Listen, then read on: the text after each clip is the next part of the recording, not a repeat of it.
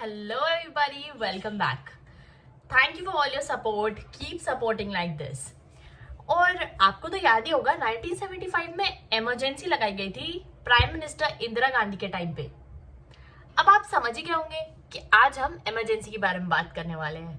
What are the types of emergency और अब तक कौन कौन से इमरजेंसी इंडिया में लग चुके हैं। तो इंडियन कॉन्स्टिट्यूशन के अकॉर्डिंग इमरजेंसी का मतलब होता है एक ऐसी एक्स्ट्राऑर्डिनरी सिचुएशन क्रिएट हो जाना जिसमें नॉर्मल गवर्नेंस और कॉन्स्टिट्यूशनल प्रोविजंस को सस्पेंड कर दिया जाता है टेम्पररी रूप से। हमारे कॉन्स्टिट्यूशन में इमरजेंसी के प्रोविजंस आर्टिकल 352 से 360 तक दिए गए हैं। हमारे जब कंट्री में कोई ऐसा सीरियस सिचुएशन आता है जहां पे नेशनल सिक्योरिटी और गवर्नेंस को थ्रेट होती है तो प्रेसिडेंट इमरजेंसी डिक्लेयर करते हैं।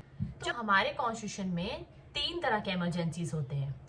First is national emergency, second is state emergency and third is financial emergency. अब मैं आपको डिटेल में बताती हूँ कि नेशनल इमरजेंसी क्या होता है। नेशनल इमरजेंसी के बारे में कॉन्स्टिट्यूशन में आर्टिकल 352 में दिया हुआ है। नेशनल इमरजेंसी तब लगाई जा सकती है जब देश को वॉर, एक्सटर्नल एग्रेशन या आर्म्ड रेबेलियन का खतरा हो। नेशनल इमरजेंसी लगाने पर सेंट्रल गवर्नमेंट के पास स्टेट गवर्नमेंट के भी कुछ पावर्स आ जाते हैं और फंडामेंटल राइट्स को भी सस्पेंड कर दिया जा सकता है except article 20 and 21।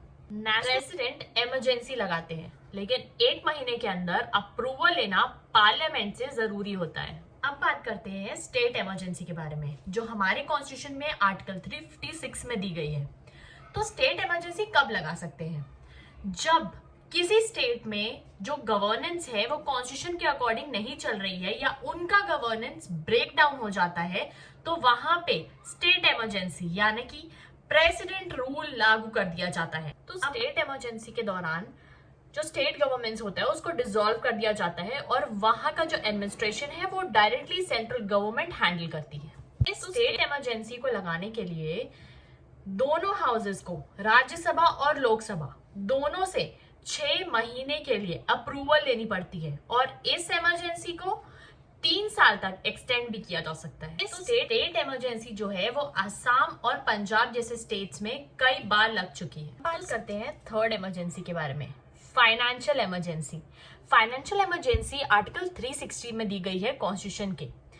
Financial emergency तब डिक्लेयर करते हैं जब देश की फाइनेंशियल स्टेबिलिटी को खतरा हो या इकोनॉमिक क्राइसिस आ जाए। बात करते हैं फाइनेंशियल इमरजेंसी के टाइम पे सेंट्रल गवर्नमेंट के पास स्टेट गवर्नमेंट के फाइनेंशियल पावर्स आ जाते हैं और जितने भी सैलरीज और खर्चे होते हैं स्टेट गवर्नमेंट के वो सेंट्रल गवर्नमेंट हैंडल करती है।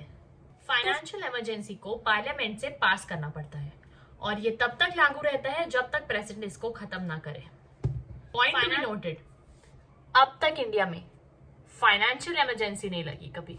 पॉइंट जैसा कि मैंने आप लोगों को बताया था कि फंडामेंटल राइट्स भी कई बार सस्पेंड कर दिए जाते हैं इमरजेंसी के टाइम पे, लेकिन एक्सेप्ट आर्टिकल 20 एंड 21।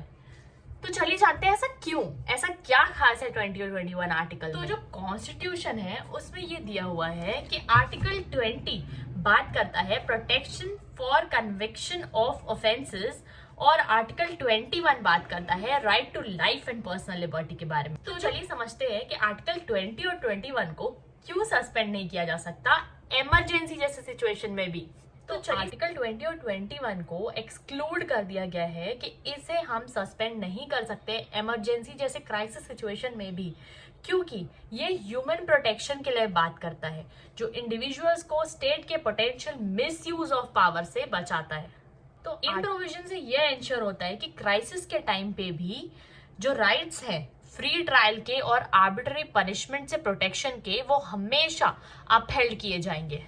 आर्टिकल 20 और 21 को सस्पेंशन से एक्सक्लूड करके even in times of emergency constitution एक बैलेंस बनाता है स्टेट पावर्स और इंडिविजुअल फ्रीडम्स के बीच, ताकि इमरजेंसी जैसी सिचुएशंस में भी फंडामेंटल राइट्स और जो हमारे राइट्स हैं उनको स्टेट के द्वारा मिसयूज ना किया जाए। Thank you for watching guys, that's all and stay tuned with me for such more informative videos and don't forget to like, share and subscribe and let me know in the comments how did you like the video and don't forget to hit the bell icon so that whenever I upload a new video, such an information video, you get a notification.